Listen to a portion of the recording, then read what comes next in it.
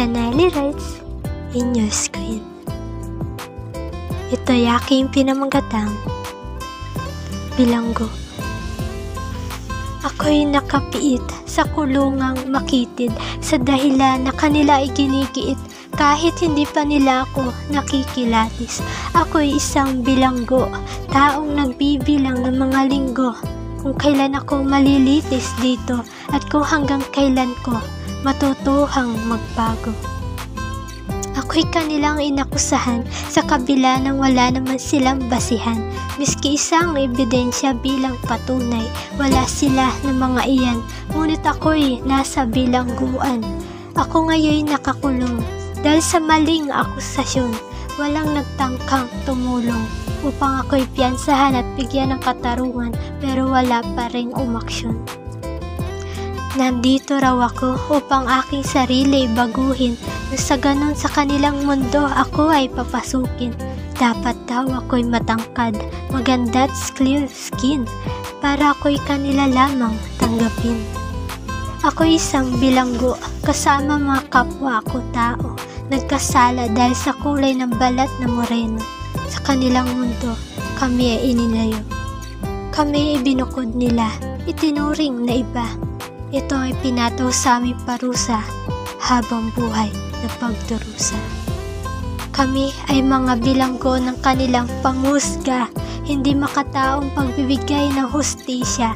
Kamalian ang lagi sa aming nakikita, ang pagtingin ng pantay ay ikinabulag na nila.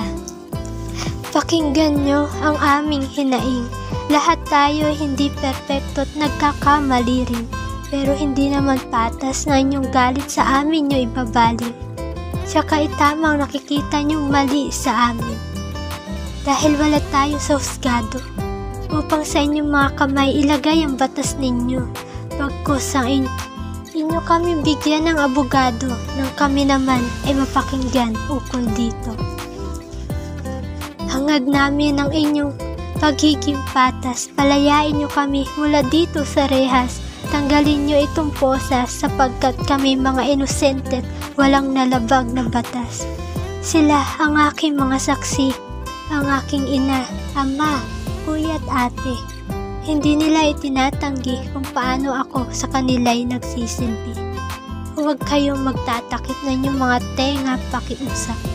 Itong kaso laban sa amin ay ngayon dinidinig ng ganap. Ating tingnan kung sino sa atin ang papanigyan ng judge. Nililitis ang bawat panig upang may katwiran ay siniwalat. Makaraan ng mahabang pagdedebate, kanilang inihayag na kami lahat ay mga inosente. Kami pinalaya dahil sa pag-amin nyo na kayo ang may mali.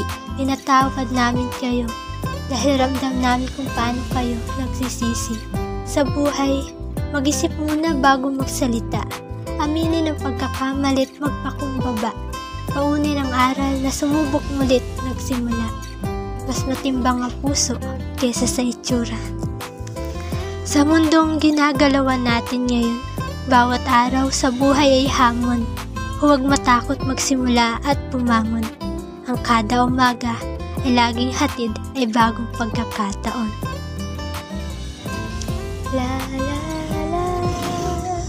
la la